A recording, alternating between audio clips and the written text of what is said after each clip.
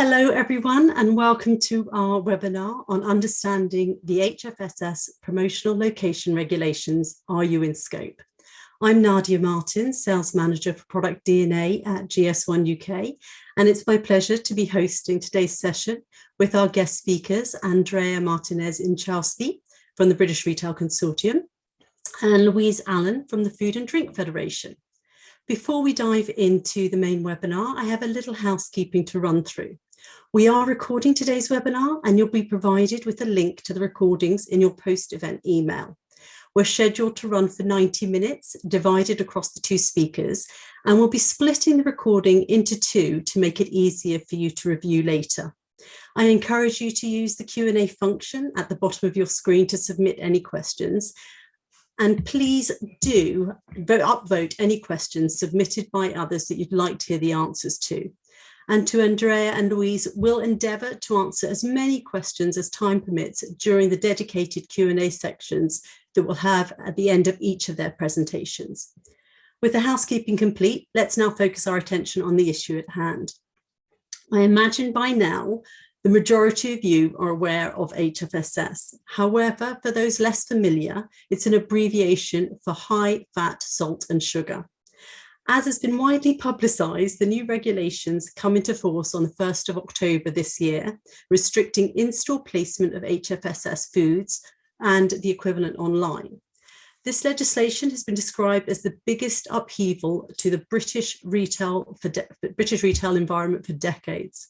That upheaval is not caused solely by the fact that upwards of 30% of a retail store may need to be reorganised, but also that a significant number of suppliers are needing to provide new sets of HFSS data about their product range to all of their retail channel partners in order to inform these location decisions and the promotional restrictions which have been delayed until October of next year. In endeavouring to provide this HFSS data, suppliers and retailers have encountered significant practical challenges, of which I'm sure many of you are familiar, not least of which have been caused by the abundance of areas where the legislation is still silent or a little bit unclear. That has caused many of you to turn to your relevant industry associations to seek assistance and guidance. And that's what's promoted the three of us, GS1 UK, the Food and Drink Federation, and the British Retail Consortium, to come together to run this event. Having set the scene, our objectives for today are threefold. First, to help you determine whether your business will be liable under the new legislation. Second, to identify if products are in scope under HFSS, And finally, how, using the nutrient profiling model, you can calculate your HFSS score, as I know that that's still a challenge for a few people. The majority of this morning's webinar will be presented by our expert speakers, but to provide some brief context on the role of GS1 UK, we are a not-for-profit standards body whose purpose is to harness the power of GS1 standards to transform the way people work and live. In the context of grocery and retail and HFSS, our most visible presence is our product data syndication platform, Product DNA, which allows suppliers to enter all of their product data once and share it with many of the participating retailers. For those of you who are suppliers, you may well have been contacted by your retail partners during the past 3 or 4 months, possibly a little bit earlier, and asked to upload and share via Product DNA your HFSS data for products within the affected categories. There are other mechanisms that retailers have also, who aren't participating yet in Product DNA, that have also been sending spreadsheets, etc. I'd now like to introduce our first speaker, who's going to help us identify which products are in scope for HFSS. I'm delighted to welcome Andrea Martinez-Inchausti from the British Retail Consortium. Andrea is Deputy Director responsible for food policy. This includes labelling and consumer communication, allergen management, compositional standards, and diet and nutrition policy. She has worked with the retailers' nutritionists for over 14 years, discussing and implementing provisions such as nutrient and health claims, food information regulation, PAR nuts legislation, reformulation initiatives, and Natasha's law on allergens. Andrea also led the joint project with the Department of Health to deliver the front of pack nutrition labelling scheme.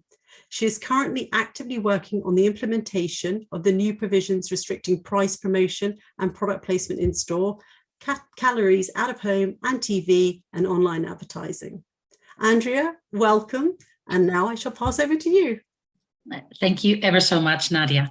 And thank you for allowing us to run this seminar today and to do what is, I believe, a much needed workshop for our members and their suppliers today. As Nadia stated, my presentation is going to focus on the 13 categories of products that are in the scope of the regulation and how do we establish whether yours or your range of products is within that scope or not. I am going to share with you a presentation today.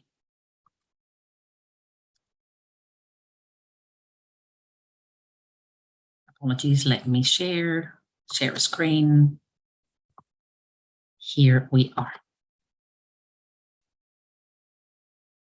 Hopefully it can be seen. Yeah, good. As I stated, the presentation today will cover what we know as the food promotions and placement regulation in England.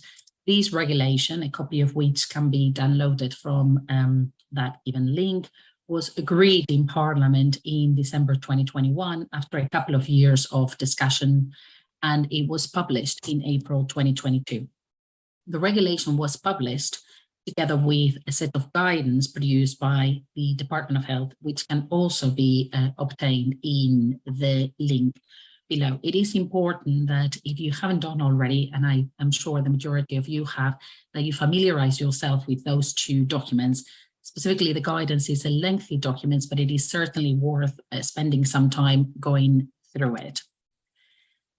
Overall, as I mentioned, we will be focusing on the products that are in and out of scope, but it is very important to understand the reason why, as a supplier, you may have received some instructions from a retailer or retailers that you're supplying to provide certain information. And the reason being is because the retailer is fully responsible for the application of the provisions of these regulation, which restrict a number of elements. The first one is what we call volume promotions. And to be able to understand what is meant by that is, in essence, the Department of Health or this government doesn't want customers to leave the store with more product that they originally intended to purchase when they went into the store. So this means that promotions such as buy one, get one free, or getting an extra 50% free for a product are not allowed under these regulations. And these would apply only to products that are known as HFSS and covered within those 13 categories. So all of those big volume promotions will no longer be allowed after the 1st of October in 2023.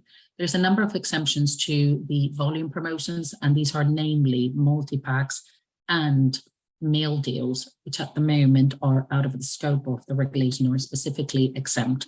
It is also worth noting that any other form of promotion or price promotion, such as the reduction of the price of an item, would continue to be allowed. So it is just all of those promotions that relate to volume, where you're getting more for your money. The second area of restriction is location, and that has two aspects: location physically in the store and location, or the equivalent location online. In a store, there are 5 areas that are specifically restricted. The first one is the entrance of the store, and there is some very specific definition on how to establish what the entrance of a store is. It's a semicircle, the size of which is proportionate to the overall size of the store. Second, the covered external areas. These are areas normally available in larger stores that are covered, and they sometimes have things like vending machines, or they merchandise products such as drinks in some cases. Second, the area within 2 meters of a checkout, the area within 2 meters of a designated, and it has to be designated queuing area, specifically signposted queuing area. And the last one, and perhaps one of the most restrictive, is what we call gondola ends or end of aisles. Those would be restricted in the main customer route. nothing which is HFSS and within the scope of the regulation can be placed on those gondola ends or within 50 centimeters of those gondola ends. The aisle, the main section of the aisle, would be out of scope, and also out of the scope would be specific islands or features that are placed around the store, but not within any of the 5 areas of restrictions. I should say at this point that one of the things that we're finding as we are helping members implement the provisions of the regulation, that the regulation has been written very much with a food retailer in mind.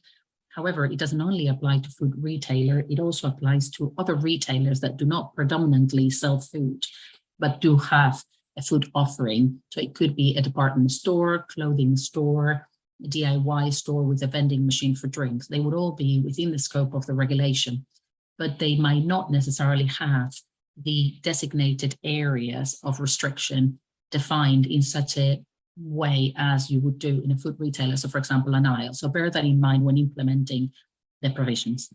And we also mentioned that the second area of placement restrictions applies to online. It's meant to replicate the restrictions in store. It does in areas, it doesn't in others, but things like the home page are within scope. The checkout flow, not just the last page, but the 4 or 5 pages that constitute the checkout flow are also within the scope, as well as the favorites page. And there are some restrictions to searching and browsing, namely related to cross-promotion of categories within the scope. So while chocolates can be cross-promoted, a chocolate and a cake could not be cross-promoted, or a chocolate and a crisp could not be cross-promoted. To establish what products are in a scope, there is 4 criteria. And it is important to understand that all 4 criteria have to apply at the same time. So it's not an either or, they all have to apply at the same time to establish whether your product is or not in scope.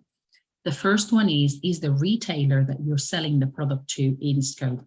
And this is very important. We've had a number of suppliers stating that they are small suppliers below 50 employees and therefore are not in the scope of the regulation. This is not the case. The regulation applies at retail level, and the only companies that are either in scope or exempt from the scope of the regulation are retailers, irrespective of. So if you're a supplier, if you're a manufacturer, the size or your size, unfortunately, is not a factor that will establish whether your product is in or out of the scope. It would only be determined by the size of the retailer that you are selling to, or the nature of the retailer that you're selling to. Second is the form of presentation of the product. So only products that are pre-packed as defined under the Food Information Regulation, this is Regulation 1169/2011, are in the scope of this regulation. Anything so loose or pre-packed for direct sale is out of scope. Third, and this is what I will be going into a little bit more detail, only products within 13 specified categories are in the scope of the regulation. And the fourth requirement is your product high in fat, salt, and sugar, according to a complex calculation that Louise will take us through after my presentation. So as stated, not every single retailer is in the scope. We've got here a product, which is your original Coca-Cola, which is a category 1 product, the drink, and in a scope due to its HFSS or its score. However, when sold in what we call an out-of-home, a cafe, given that those are exempt from the regulation, it could be displayed wherever they want it, or they could even do a volume promotion, buy one, get one free, or whichever form of promotion they choose, because their product is not in the scope because of the retailer that is being sold through. However, when we're talking about the example of a food retailer here, the product would be in a scope and would have to comply with the restrictions specified within the law. The second criteria we mentioned was the product has to be pre-packed. So we have here 3 examples of pretty much the same product. However, only one of them is in a scope, which would be the product that is pre-packed. It will be produced for a retailer in a factory where they will pack the product, and then it will be shipped and displayed and sold pre-packed in store. That product will be subject to the restrictions within the regulation. However, The products in the middle, one sold loose and the other one pre-packed for direct sales, so packed in store, although very similar in compositional nature, they would not be in the scope of the provisions of the regulation because of the manner in which they are retailed or presented. The example on the right is a feature that contains a mix of products that are in a scope because they are pre-packed and products that are out of a scope because they are sold loose. The retailer in this case, with support and help and working alongside the manufacturer that produces these products, will have to decide whether they split the feature and they allowed for the placement of the loose items in a certain area of the store versus the pre-pack in another area of the store, whether they move the entire feature away from an area that is restricted by the regulation. As I mentioned, there are 13 categories that are covered within the scope of the regulation. So this is criteria 3 and a very important one. Those 13 categories are soft drinks, crisp and savory snacks, breakfast cereals, confectionery, ice cream, cakes, biscuit, morning goods, desserts and puddings, yogurt, pizza, potato-based products, and ready meals. We understand from the Department of Health that they've identified these to be the categories that are more often on promotion and that they are regularly consumed by children. Therefore, and these are the basis on which they've established, they should be restricted. So only products within those 13 categories, which are in addition HFSS, are in the scope of the provisions of the regulation. This is an example, or these are some examples of categories which are not in the scope of the regulation, and this is irrespective of their HFSS status. Some of those products, like cheese, for example, are high in fat, saturated fat, and salt, and their HFSS score would be high. Irrespective of these, they are not in a scope because they're not listed in the annex of the regulation as one of the 13 categories that is within the scope of the regulation. So only those within those 13 categories are within the scope. I mentioned before that there are 2 documents that we have to bear in mind. One of them is the regulation, published on the 6th of April, and the second one is the guidance published by DH to help guide business through the implementation of the law, also published on that same day. It is very important that both documents are consulted, and I will give you in a minute the third document that we hope you find helpful also in helping you understand what is in and out of the scope. Very important, and it's important that you don't solidly rely on the guidance or solidly rely on the law. What I would say is that at points and in several elements, the 2 documents can be a little bit conflicting. If in doubt, use the letter of the law. The end of the day is the only thing that is enforceable, and it is important that you really stick to what the law states. The guidance are supposed to help you, but if the guidance confuses you, go back to the letter of the law. Other supporting provisions sometimes also have to be referred to, and I will give you a number of examples on how to use both pieces of legislation.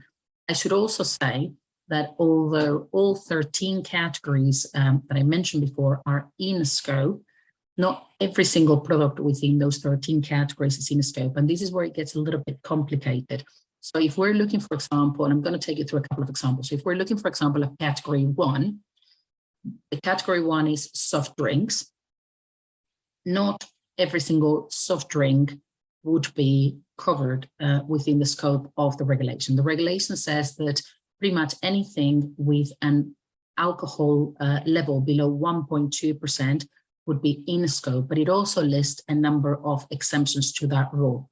One of the exemptions is for alcohol, low alcohol alternatives or zero alcohol alternatives. So we have 2 products here, both of which have ABV or an alcohol volume below 1.2. Both of them have 0 alcohol level. In theory, in the purest of theories, these 2 products could be within the scope of category 1, which is one of those 13 categories, and therefore within a scope. But what the regulation says is that these products are in a scope unless exempted, and those exemptions have to be found in the law introducing the soft drink industry levy. You might remember that years ago, the Treasury introduced a law requiring certain soft drinks with a high sugar content or with the sugar content above a certain level to pay a tax. So what this regulation says is that those drinks that are low alcohol would be defined within category 1. However, they will be exempt from the provisions of the regulation if they fulfill a number of criteria, which is established within the soft drink levy regulation. So this is the text of the soft drink levy, which includes a number of exemptions based on presentation and marketing of these type of low alcohol alternatives, as well as the manner in which, the process through which these type of drinks are produced. We have done some extensive work, and based on that, we have concluded that the vast majority, I think we've only found one flavor cider that would be in scope, but the vast majority of these type of products would be exempt from the provisions of the regulation because they fulfill the exemption criteria set in the soft drink levy. To be able to understand that, you will have to look at the text of regulation on promotions plus the regulation on the soft drink industry levy to be able to understand whether your specific product fulfills these criteria. Category 2 is savory snacks. The regulation doesn't give too much away other than to say that savory snacks are within the, such for example, crisps are within the scope of the regulation. The guidance then states that to establish whether your product is in or out of the scope of category 2, one needs to establish whether your product is to be eaten as an alternative or in the same occasion as crisps. And this is where it gets a little bit confusing, because I would say that the majority of us have different eating habits. The UK is a multicultural country with different ways of eating, different diets, and I'm sure you would agree that all of us eat things in a slightly different way. So we have to put a general hat here to be able to understand what would the majority of the population do, and is therefore my product in or out of the scope, and hopefully have some data to be able to back up your answer or the conclusion that you've reached. So the examples here is, for example, we've got some cream crackers. In the majority of people, yes, some of us might actually have a couple of crackers, not necessarily as an alternative to a crisp, but when we're feeling a bit peckish. But the majority of people would consume, or the product is certainly sold or retail with the understanding that the majority of people will top those crackers with some cheese or hummus or other types of toppings. It is not a product that is aimed at being consumed as an alternative to a crisp, even though some people might do. We've got things like Japanese crackers, which are closer perhaps to an eating occasion to a crisp. They're individually wrapped, as it is the case of these type of products. And yes, they could potentially be eaten as alternative to crisps. Peanut butter puffs, again, an extruded product, similar in presentation, retail in the same aisle as crisps, and probably could be argued that can be consumed in the same eating occasion as crisps, so probably in a scope. And the last one is crunchy mushrooms. And this was to illustrate that we might set a rule and we might have an understanding of the type of products that we all understand to be savory snacks. But one of the things that the food industry is very good at is innovation. And I have no doubt that in a similar way to the crunchy mushrooms, we are going to see many products which are coming onto the market over the next few months and years, which we're all going to be trying to understand and hopefully collaboratively through discussion, able to establish whether they're in or out of the scope of the provisions of this regulation or the categories that I'm showing you. Category 4, confectionery. This category, as we would normally know it, is anything that is placed in the confectionery aisle and anything that contains ingredients usually associated with confectionery. So one of the examples here, and this is very specifically established or specified in the guidance, is things like chocolate-coated nuts are in scope, or chocolate-coated seeds, peanuts, fruit, etc., all of that type of offering. Anything that is chocolate-coated is in scope of the provisions of the regulation and covered in this category, category 4. However, products that one would deem to be equivalent, and which certainly are equivalent from a nutrition perspective, also attractive to children. And remember that I mentioned at the beginning that the categories have been established, 1, on the basis that they are regularly promoted, and 2, on the basis that they are regularly consumed by children.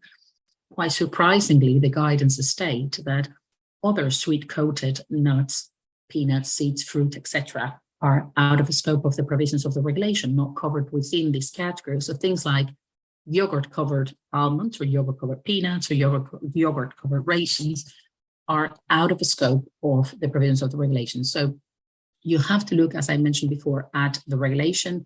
You have to closely then look at the guidance to be able to establish, is my product in scope or out of scope? And the answer is not always what you would understand logic or what logic would tell you would be.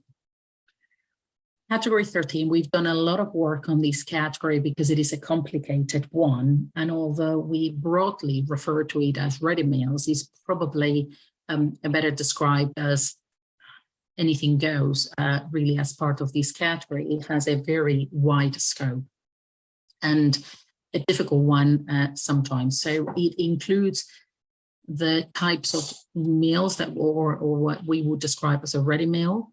And it is very clearly stated that it could include a carbohydrate component, but it doesn't necessarily need to include a carbohydrate component.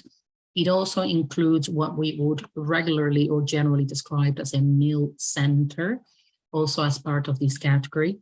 And the third component or third element of this category is anything that is breaded and buttered, is also covered as part of the scope of this category. But to illustrate the complexity of it, the top here, one of our members has very kindly put together this slide for me. At the top there, it includes things that we would naturally assume to be part of this category. But at the bottom, there are elements that are out of the scope of the category. It establishes that things that are covered in pastry, for example, are out of the scope. So if we have a sweet pie, they will be in scope within the category on pies or the category on puddings. It depends on the type of product. But if it is a savory pie, anything, it will be out of the scope unless it is potato topped. So again, I would encourage you to go to the guidance document and scrutinize it and look at it in detail to really be able to understand whether your product is in or out of the scope. And this is to illustrate an example. We have 2 products here that belong to, again, one of my members, very, very similar type of products. One of them is pork shoulder and the other one is a smoky barbecue pulled pork, very similar in nature. The product on the left is accompanied by a sachet of toffee apple sauce, and we believe this is probably tipping it over onto it is likely to be in scope, versus the product on the right, it is unlikely to be in scope because the category 13 description states that any product that is glazed or marinated or covered in a sauce that is absorbed into the meat or fish when the product is cooked, it is out of scope. I would also highlight at this point that it is going to be incredibly difficult, and it is very important that you have a conversation with your primary authority to establish what for enforcement authorities to establish and to be able to police whether the correct decision has been made on whether the product is in or out of scope, because many of those products are sold with a sauce, but it is to be established whether it's in or out of scope on the final product and whether that sauce has indeed been soaked and absorbed into the meat of the product or not, to determine whether the product is in or out of the scope.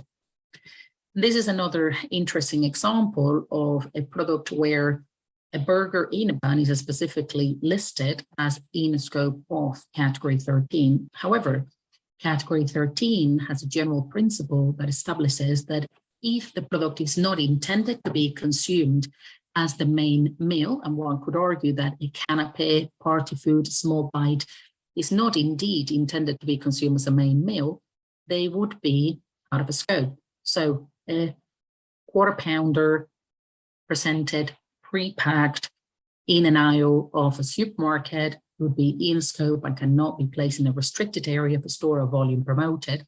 However, an equivalent product that is presented in a smaller format, intended to be consumed as party food, canapé, as a side, as a starter, would not be deemed to be in a scope of the regulation, as we've said before, irrespective of the HFSS or not nature of the product.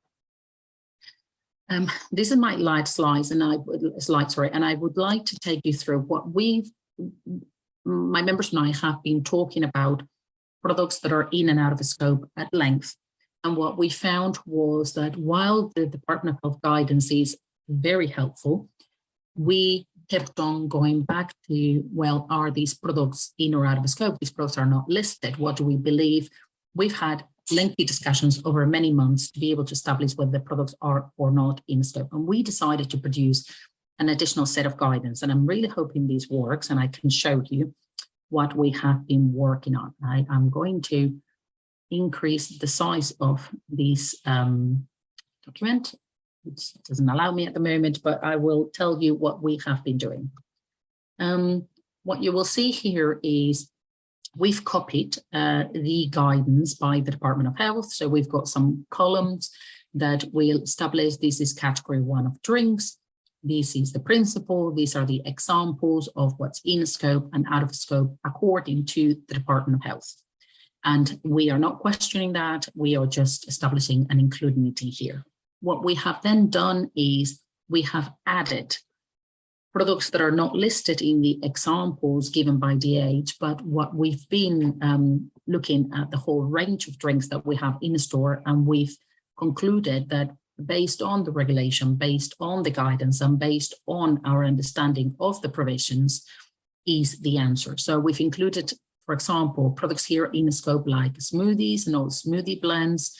We've included all products equivalent to dairy alternatives in here. So what we're hoping, and kombucha is one of the products that is in scope as established by the Department of Health, but we've provided clarity to establish that the added sugar element that is important to establish whether the product is in or out of scope does not only apply to the addition of sugar as such, but also the addition of sugar to these products for fermentation purposes. So we've included a number of additional products that are in these in scope. We've also included products that are out of the scope. So we've expanded the list and hopefully you've got a more comprehensive list. And we've also included here comments. So a commentary of given additional guidance, for use another word, on how to better interpret what is in or out of the scope. And this has been important on products like category 2.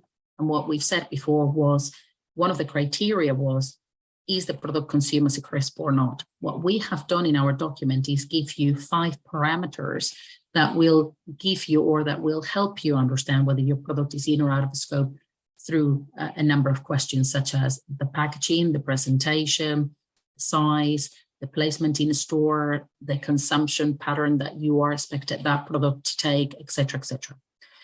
We're hoping that this document is helpful. We are launching it tomorrow. We'll send everybody in the webinar a link, but it will be freely available on our website. It is going to be reviewed periodically because I have no doubt that to the best of our abilities, we've included as many products as we possibly can, but we are going to be getting questions.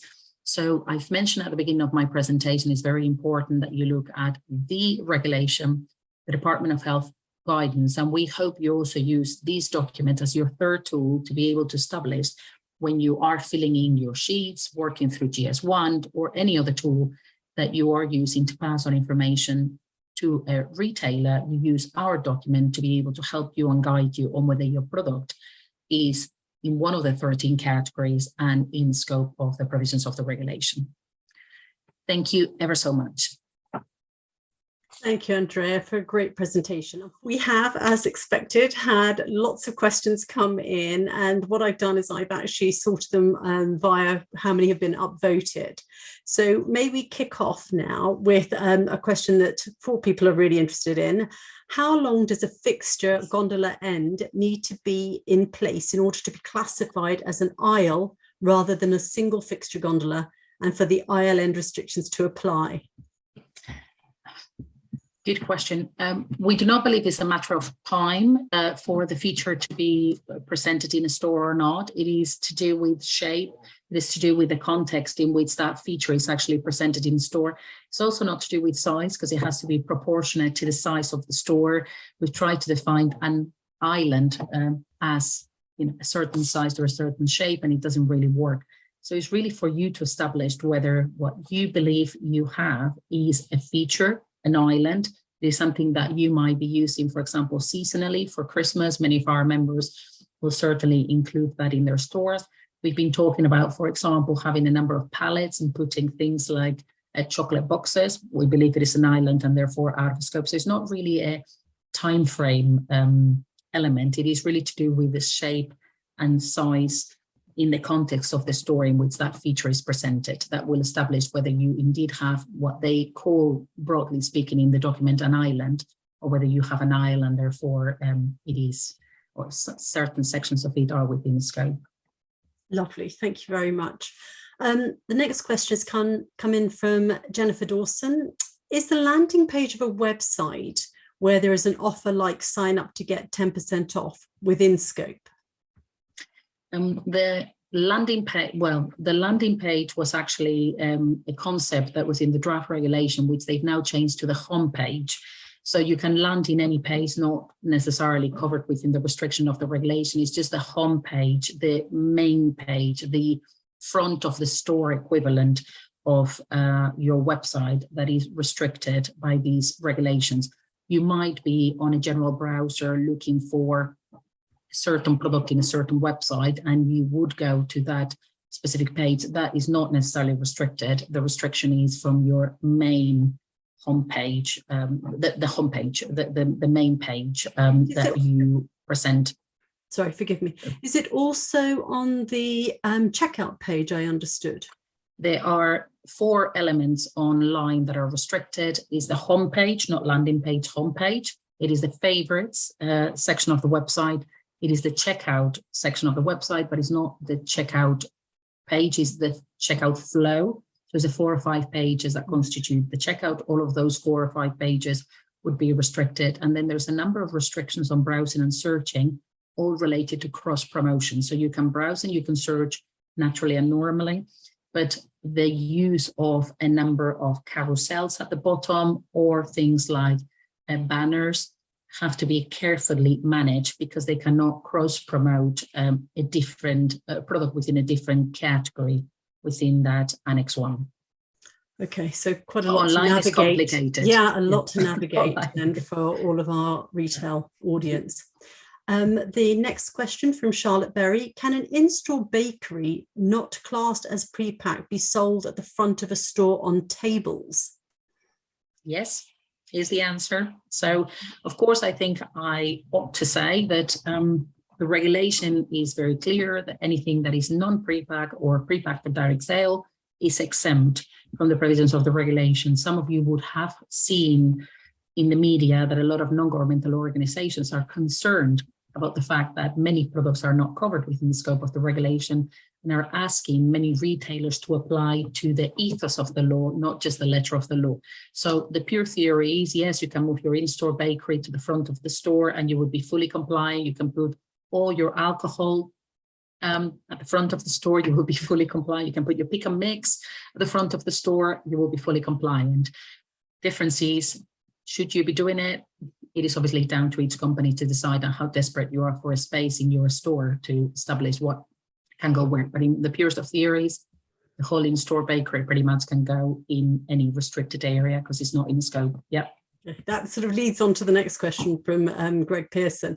Are all BRC members committed to implementing the BRC guidance on HFSS rather than proliferating differences in interpretation? So I think you've probably covered that, yes. But if you want to reiterate what you've sort of heard from BRC members.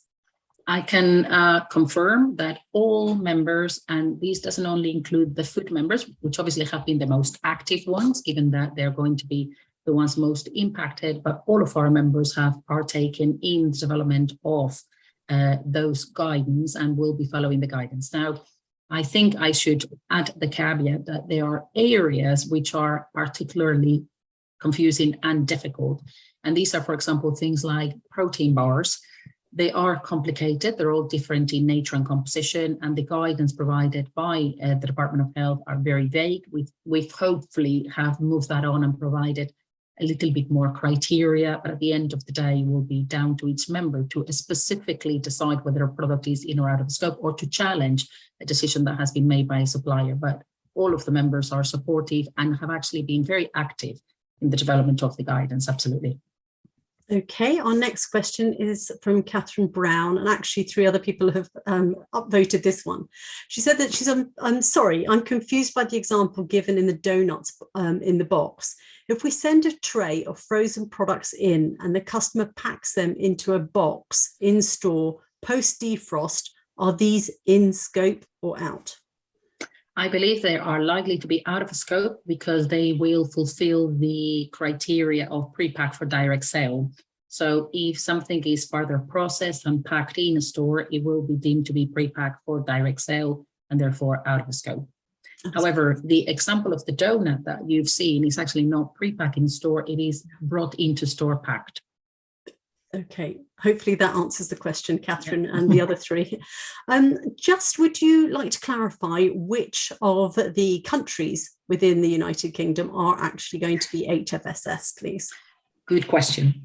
The regulation specifically applies to England, and these regulation and the date of the 1st of October 2022 for product placement and 2023 for promotions apply to England only.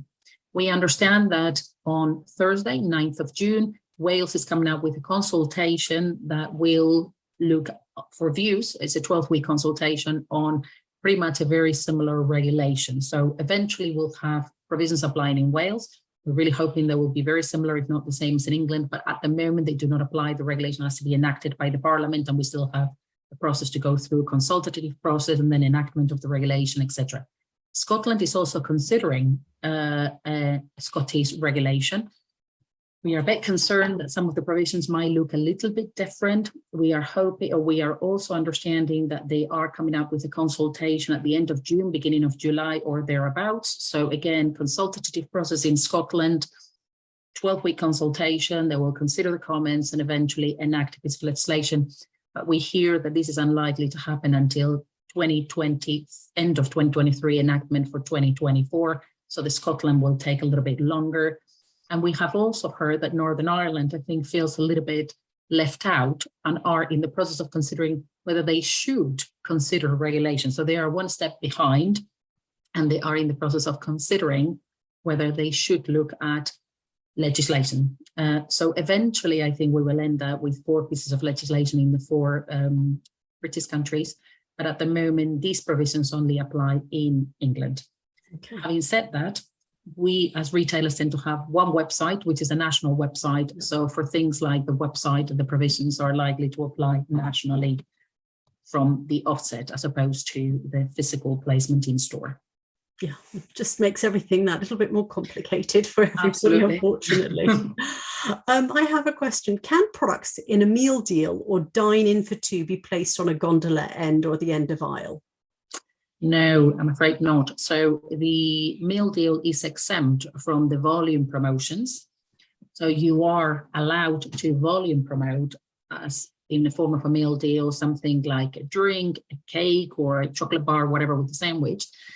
You are able to do that, but you're not able to place the products which will be in scope in the restricted areas of the store. So you have to place them in areas that are not restricted, I'm afraid. Okay, great.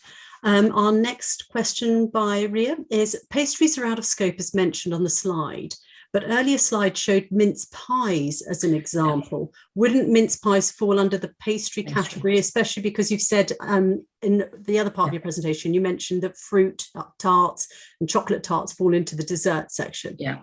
And I appreciate when actually going through my presentation this morning that I have to slightly amend the out of the scope section, because savory pies or savory pastries out of scope, sweet pastries in scope. So apologies for the confusion about pastry. So all savory pastries, so whether we're talking about like a quiche, something like a sausage roll, a quiche, anything like that would be steak and kidney pie. All of those would be out of the scope, but the savory pastries will be in the scope. So there's a difference between sweet and savory. Apologies. Sweet in, savory out. Yeah. Thank you very much, Ria, and those other two people for picking that up. Mm-hmm. Our fresh pasta, our filled fresh pasta like ravioli, and fresh unfilled pasta like spaghetti in scope. Yeah, I'm afraid they are. So the several of us asked the question of the Department of Health over the summer, and they've now clarified that fresh stuffed pasta is within the scope of article or the category 13. So is the categories, in scope. That is in the Department of Health guidance. Okay.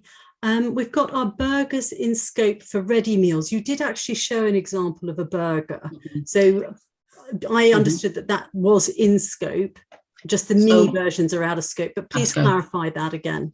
Yeah, so the patties are out of a scope. So if you're selling a burger patty, it's out of a scope, but from the moment that you put it in a bun, is in scope. But of course, we have to go back to the rule of only pre-packed goods are in a scope. So if you're selling a burger in a coffee shop or delivery, whatever way, those will be out of a scope. But if the burger is pre-packed, which there are a few of, but there are still a few products in the store, those will be in scope, as we said. But you also have to apply the rule of if it is intended to be consumed as the main meal or the meal center or a meal center. So the big size, normal size burger that you would have as part of or as part of your main meal would be in a scope, providing it's pre-packed. Anything that is a canapé, size bite, small bite, we understand would be out of scope. And actually the Department of Health has clarified these because we've gone back and forth with party food. It is very heavily predominant in store for Christmas, especially and special occasions. So it was important for us to clarify it, and they've clarified that those would be out of scope. Okay, I'm very conscious of time. We've probably got another minute and we have 65 open questions. So for everybody who has posed a question, I apologize. We won't be able to answer all of them, of course, but we're working out whether we do another Q&A session to answer these questions, or we will endeavour to get them all answered via emails, etc. But I think we have time for one more. We sell coffee pods. This is from Caroline Hodgson. We sell coffee pods. Some have added sugar in them. Are these exempt or fall into category 1? My understanding of category 1 is that any coffee pod with added sugar will be in scope. Anything that does not have added sugar will be out of the scope. However, there is a discrepancy in the guidance that does not exempt coffee pods with no added sugar. We believe this is a mistake, and we are in the process of clarifying these with the Department of Health, who also believe that it was an oversight. But yeah, those with added sugar are certainly within the scope. Those with no added sugar, we believe the real answer is not what it says in the guidance, but a mistake was made and they are not in scope of the regulation. Pretty much anything in category 1, you can use the rule of, does it have added sugar or an added sweetener? And that will make them in scope. If it doesn't have a sweetener or a sugar added to it, even if it will be out of scope. That is the general rule to establish what is in scope or not in category 1. Wonderful. Of course, then supported by the HFSS or not analysis that Louise is going to take us through, which is the other element or the other criteria that has to apply for any product to be in or out of scope. Well, thank you so much, Andrea. Thank you, everyone, for your questions. But we must press on, otherwise we're not going to get a chance to get and hear from Louise. Thank you. Pleasure. And I'll endeavour to answer. Sorry, I'll endeavour to answer the questions in writing for all of you, for all those questions that we haven't managed to get to. Thank you.